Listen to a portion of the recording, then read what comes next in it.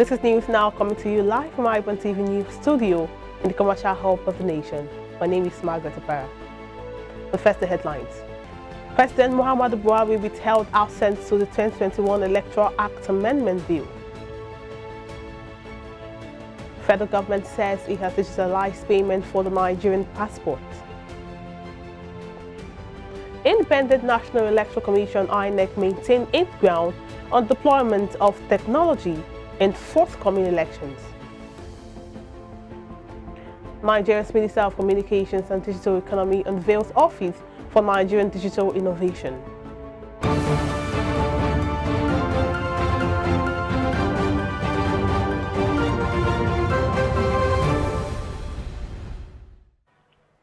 Glad to have you join us on News Now. Here are some stories we are tracking at this hour. I am Margaret Opera. The President of Nigeria says he withheld assent to the 2021 Electoral Act Amendment Bill because of the huge financial burden on political parties, INEC, as well as security agencies.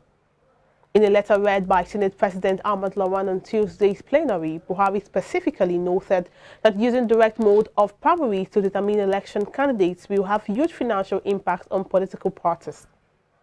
He said adopting direct primary could also stifle smaller political parties, lead to a spike in the cost of monitoring such exercises for INEC, as well as overstretch the police, especially with the current security challenges rocking parts of the country.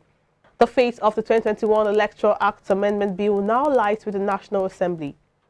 The President in a letter said direct primaries can give rise to vote buying, which can put serious strains in the pockets of politicians. Letter from Mr. President.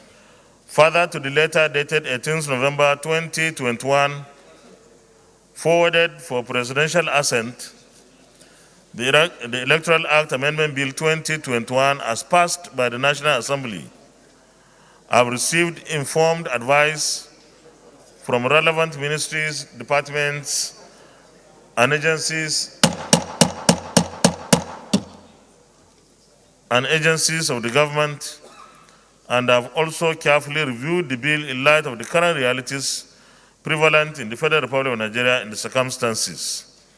Arising from the review, Mr. Senate President may wish to note that the conduct of elections for the nomination of party candidates solely via direct primaries, as envisaged by the Electoral Amendment Bill 2021, has serious adverse legal, financial, economic, and security consequences which cannot be accommodated at the moment, considering our nation's peculiarities. As President Muhammadu Buhari returns the bill to the National Assembly, the fate of the 2021 Electoral Act Amendment Bill now lies in the hands of the lawmakers. I, Boji Warrior, reporting for iBrandTV News. The Civil Society Legislative Advocacy Center has described GGE continued refusal of the President Muhammadu Buhari to sign the Electoral Act Amendment Bill into law shows that a 79-year-old Daura-born retired Major General likes and benefits from the current electoral system, which he complained about in past elections before he won the 2015 presidential poll. CISLAC Executive Director Awa Musa stated this on a chat with press on Tuesday. Meanwhile, Buhari in his letter to the Senate also cited insecurity as one of his reasons for withholding his assent to the bill for the second time. The bill was transmitted to the President on November 19, 2021, after both chambers of the National Assembly hurriedly passed it against the wishes of the leadership of the All Progressive Congress. Apart from mandatory direct primaries, the bill also makes a provision for electric transmission of results by the Independent National Electoral Commission and increases the limit for election spending by candidates. Also, the Independent National Electoral Commission (INEC) has maintained its ground on the deployment of technology in managing Nigeria's complex electoral system, saying it is better than best manual process. This comes hours after President Muhammadu Buhari's refusal to assent to the electoral bill, which contained clauses on the electric transmission of election results and imposition of direct primaries on political parties. Specifically, the INEC chairman, Professor Mahmood Yakubu, speaking on Tuesday in Abuja during a meeting with resident electoral commissioners, REX, said the INEC's automatic biometric identification system, ABIS, The Commission has been able to prevent multiple registrations in the Federal Capital Territory ahead of the area council polls. And according to him, the INEC results viewing IREV, portal of the Bimodal Voter Acquisition System, BVAS, which has now replaced a smart card reader for verification and authentication of voters, have come to stay. And in other news, the federal government says it has digitalized payment for the Nigerian passports while advising citizens to avoid patronizing touts and or sculpturous officials when applying for the documents. Minister of Interior Rao Varekashala stated this on Monday in Ibadan, the Oyo State capital, during the rollout of the enhanced e-passport polycarbonate data page and other security features at the headquarters of the Nigerian Immigration Service, Ibadan. Also in attendance, the governor of Oyo State, Sheyi Makinde, who was represented by his chief of staff, Shego Ogubi, lauded the efforts of the Nigerian Immigration Service, saying the state will continue to support the service in performing its statutory duty.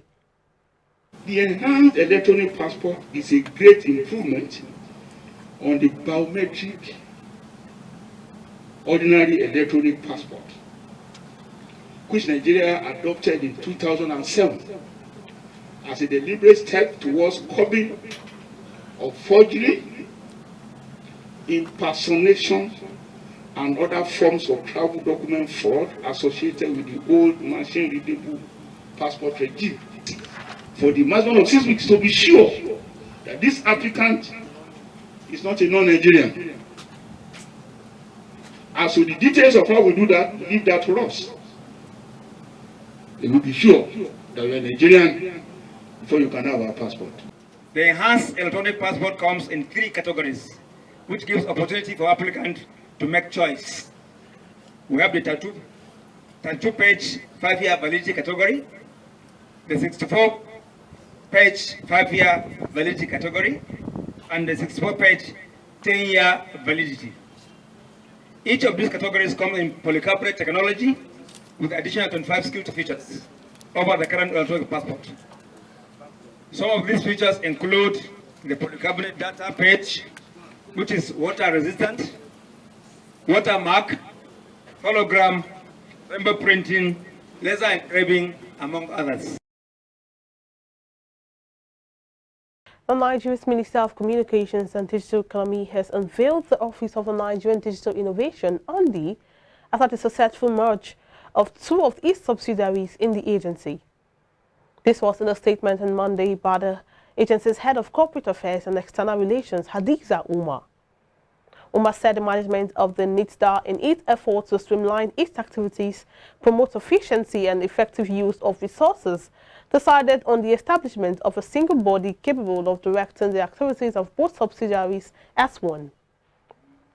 Away from that, Justice D.U. Okorowo, a federal high court in Abuja, has stopped the Minister of Transportation, Rotimi Amechi, Attorney General of the Federation, Abubakar Salami, SAN, and the Bureau of Public Procurement from nominating any company or entity to be operators of the International Cargo Tracking System in Nigeria.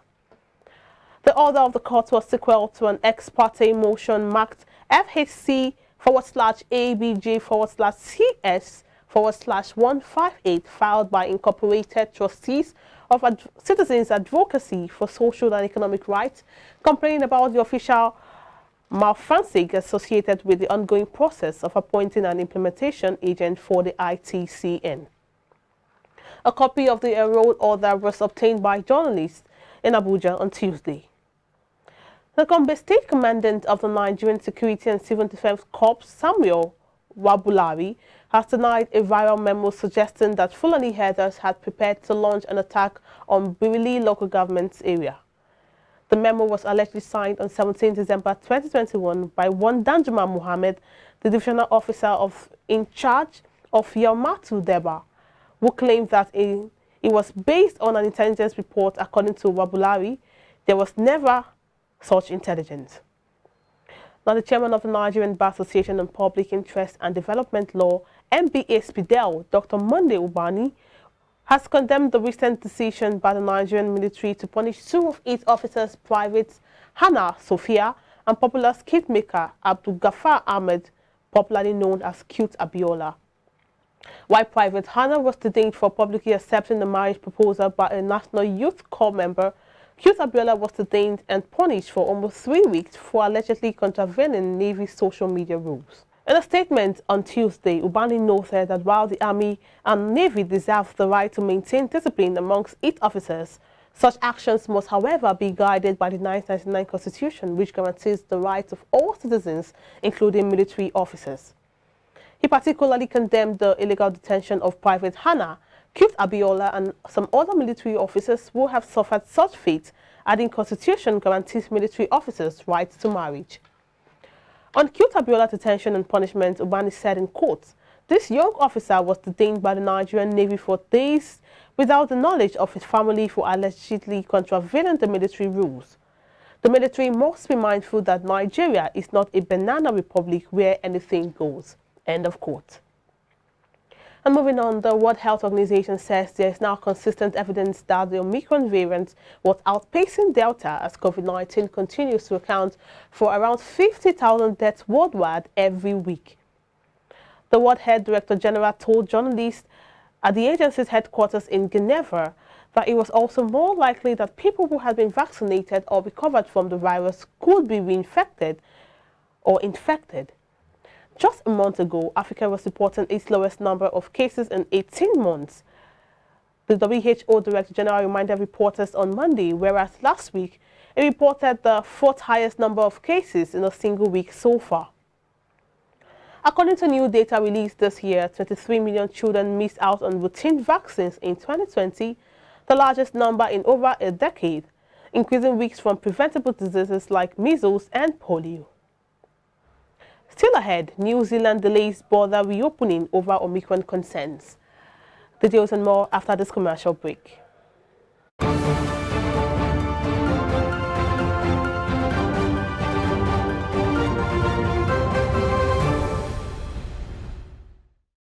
Glad to have you back. Now, Malaysia on Tuesday warned of more storms and heavy rainfall in the coming days as Prime Minister Ismail Sabri Yaakob admitted to weaknesses in the government's response to flooding that has led to more than a dozen deaths and the displacement of 60,000 people.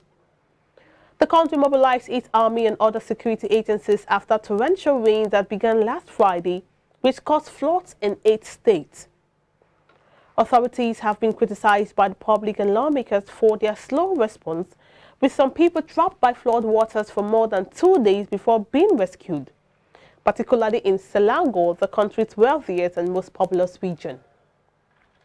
The Prime Minister on Tuesday acknowledged weaknesses in coordinating the response by federal security agencies, according to a broadcast on state-run television channel Bernama TV. Still on the foreign scene, a brawl broke out on the floor of Ghana's parliament late on Monday as lawmakers debated a proposed tax on electronic transactions that had divided the House for weeks. A 1.75% e-levy which would include taxes on mobile money payments, has been fiercely challenged by the opposition since it was first proposed last month and held up the passing of the national budget. Members of the parliament rushed to the front of the chamber after Deputy Speaker Joseph Osei-Owusu suggested the tax be debated and voted upon under a hurricane urgency. Some threw punches and crabbled while others restrained their colleagues. A vote on whether to proceed with the urgency procedure was postponed to January 18th. And now on the foreign scene, New Zealand on Tuesday postponed its phased border reopening plans until the end of February over concerns of the rapid global spread of the Omicron variant of the coronavirus. The South Pacific nation has just started easing some of the world's toughest pandemic measures, and its international border restrictions were to progressively loosen from January, with all foreign tourists allowed into the country from April. Non-quarantine travel, which have opened for New Zealanders in Australia from January 16, would be pushed back until the end of February, COVID-19 Response Minister Chris Hipkins said at a press conference in Wellington. And now in China, China's President Xi Jinping has told Germany's Chancellor Olaf Scholz on Tuesday that 2 countries should actively explore new areas of cooperation, which, as a new energy, green and digital economy state broadcaster CCTV reported. In a phone call between the 2 leaders, Xi also said the world's second and fourth largest economies should realize the growth potential of trade in services, according to a readout of the conversation published by CCTV. China is Germany's biggest trading partner and the single most important market for the German automotive industry, Xi said. German companies were welcome to seize the opportunities brought by China's opening up and hoped Germany would in turn provide a fair business environment for Chinese investors. Scholz, who succeeded Angela Merkel as Chancellor on December 8, said Germany was willing to strengthen practical cooperation with China in clean energy and digital economy and services, CCTV reported, adding he also hoped the EU to China investment pact would take effect as soon as possible. Coming up next is entertainment news.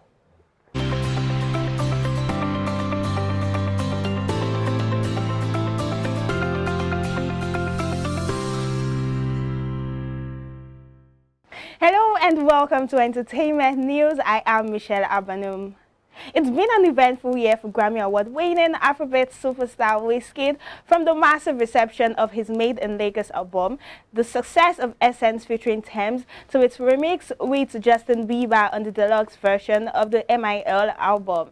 This year, aside from celebrating a decade in the music industry since his breakthrough with Holla at Your Boy and the Superstar album, Wizkid broke records, topped charts, sold out the O2 Arena, won awards, gained more international recognition as an Afrobeat. As the year comes to an end, Wizkid, in collaborations with Kukwa Eshun, presents his latest short film titled Made in Lagos Deluxe. It includes songs of the Made in Lagos album. Moving on, Sex and the City stars Sarah Jessica Parker, Kristen Davis, and Cynthia Nixon have spoken out following the allegations of sexual assault against their co-star Chris North. The three leading actresses took a stand to support the women who have accused the 67-year-old who plays Mr. Big in the series of sexual assault. The actors released a statement on social media following the claims, which the actor is categorically denying. They wrote, "We are deeply saddened to hear the allegations against Chris North. We support the women who have come forward and shared their painful experiences." And that's it on Entertainment News. I am Michelle Abanum. Thank you.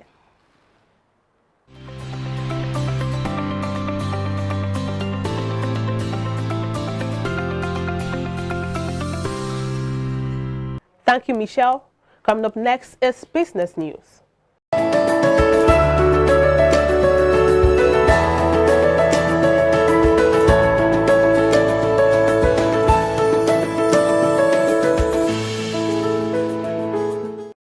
Hello, welcome to Business News. I am Omobolanli Adeshui, and here are the stories we're tracking at the moment.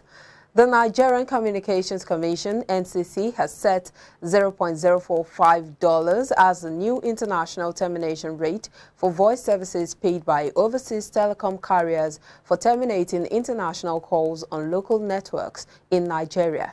The new rate, which is the floor price for new international termination rate services, is expected to take effect from January 1, 2022 and is to be paid in US dollars to enable Nigerian operators to receive an increasing rate in Naira terms to accommodate devaluation.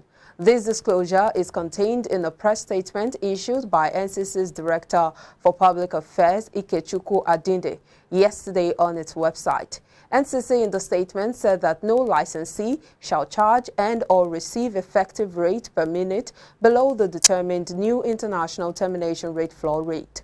It warned that payment discount, volumes discount, and any other concession that has the effect of bringing the effective new international termination rate lower than the rate determined shall be deemed a contravention of the new determination and will attract sanctions in line with the Nigerian Communications Regulations 2019. About 3% of oil prices fell on Monday as soaring Omicron coronavirus cases in Europe and the United States prompted investor concerns that new regulations to combat its spread could harm fuel demand. At the time of writing, Brent crude futures were down 2.6% at $71.6 per barrel, while U.S. West Texas Intermediate was down 3% at $68.77 a barrel. During today's Asian trading session, the downward trend in oil prices corresponds to the downward trend in S&P 500 and Nasdaq 100 E-mini futures. This is due to fears of impending restrictions on economic activity because the COVID-19 Omicron variant is spreading worldwide, which may lead to a slowdown in demand. Several European countries were preparing for COVID-19 restrictions ahead of the Christmas and New Year holidays when the Netherlands went into lockdown on Sunday. As the Omicron variant reached across the world and is set to dominate the United States, U.S. health officials recommended that Americans get booster shots, wear masks, and exercise caution if they travel during the holiday season. The Nigerian exchange group is on track to close 2021 with a single-digit return, a far cry from the blistering 50% it achieved in 2020. The stock exchange is currently on 5.17% return year-to-date and may likely close within this range with 8 working days of trading left for the year.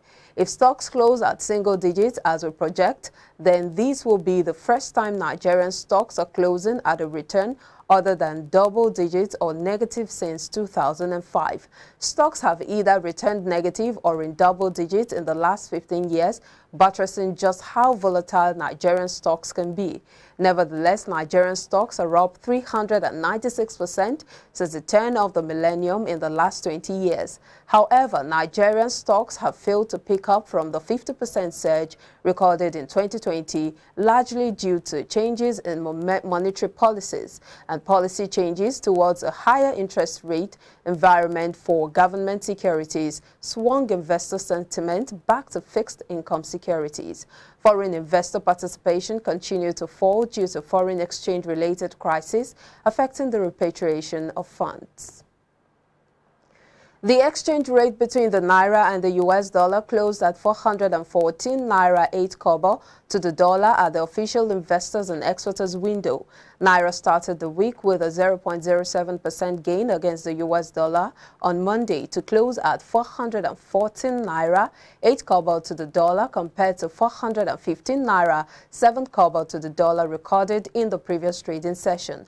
Forex turnover at the official market jumped by 138.5% to $360.18 million from $151.3 million recorded in the previous trading session. On the other hand, Naira closed flat against the US dollar on Monday at 573 Naira to the US dollar, the same as recorded in the previous week. And moving on to the African scene, where South African domestic workers will be the biggest winner in 2022 if the proposed minimum wage adjustment pass. The Department of Employment and Labor has gazetted and is seeking public comment on the National Minimum Wage Commission's proposals. The Commission reviews the national minimum wage annually, and this year it has recommended that the minimum for domestic workers be equalized to the national minimum wage in 2022. Currently, domestic workers earn 19.09 rand per hour, while the national minimum wage is 21.69 rand per hour.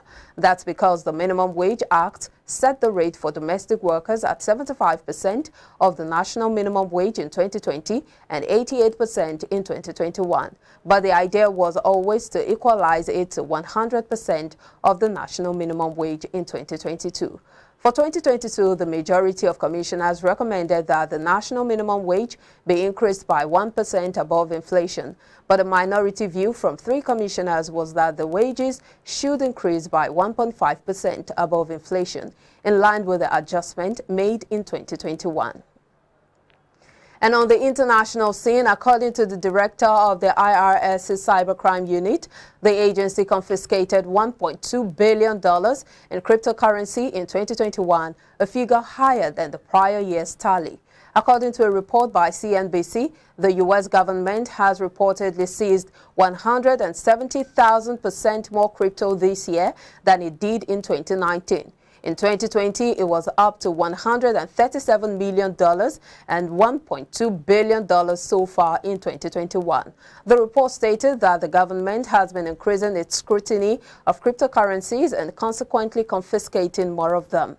Earlier this year, the IRS announced that it had seized $3.5 billion worth of crypto in the fiscal year of 2021. In the past, the government has auctioned bitcoins, typically at significantly low prices. It will sell $56 million in crypto related to the BitConnect case in its next auction. According to analysts, the funds will be utilized to compensate victims of the tragedy. And that's it from the business desk. I am Omobolanle Adeshui. Thank you for watching. Bye for now.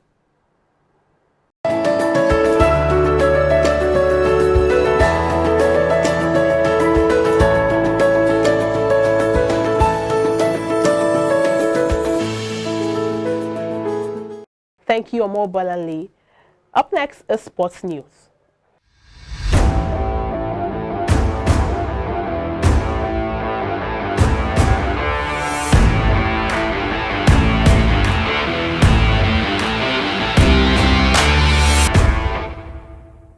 On Sports Update at this hour, the president of the Confederation of African Football, Patrice Motsepe, has reiterated that the delayed African Cup of Nations will go ahead as planned. Motsepe was speaking with less than 3 weeks until the tournament kicks off as he visited Yaoundé's Olembe Stadium, which will host the opening match on the 9th of January. His affirmation comes as speculation persists that the finals will be delayed further or even cancelled because of the latest problems with the global COVID-19 pandemic. Motsepe stated he will be in Cameroon on 7th of January with his wife and kids to witness this incredible competition. Samuel Eto'o, who was elected president of Cameroon's FA earlier this month, hit out at the constant reports placing the competition in doubt, many of which have come from Europe. The former Barcelona star highlighted that the fact that the European Championship took place earlier this year as the pandemic continued to range across the continent, hence the pandemic should not stop the AFCON from going on. And still talking sports update, a biannual World Cup would generate in excess of £3.3 billion in additional revenue over a 4-year cycle, delegates at FIFA's Global Summit have been told. FIFA has proposed the change as part of a revamped calendar, and all 211 member associations were invited to the summit as the debate over Arsene Wenger's plan to double the frequency of the World Cup intensifies. Delegates were told over the overall financial impact on gate receipts, media receipts, and sponsorship revenues from a World Cup every 2 years would result in a predicted increase from £5.3 billion to £8.6 billion across a 4-year cycle with 2 World Cups. On the average, national associations would each be allocated around £12.1 million in additional funds, although the precise method of distribution was not clarified. A report commissioned by the World Leagues Forum in November said FIFA's proposal could cost domestic leagues and UEFA about €8 billion per season in lost TV rights and commercial agreements. On Friday, UEFA published a report carried out by consultancy firm Oliver and Olbaugh, which said changes to the international calendar would see revenues drop between 2.5 and 3 billion euros for European national federations across 4 years cycle. And that's it on Sports Updates. I'm Samson Oleide.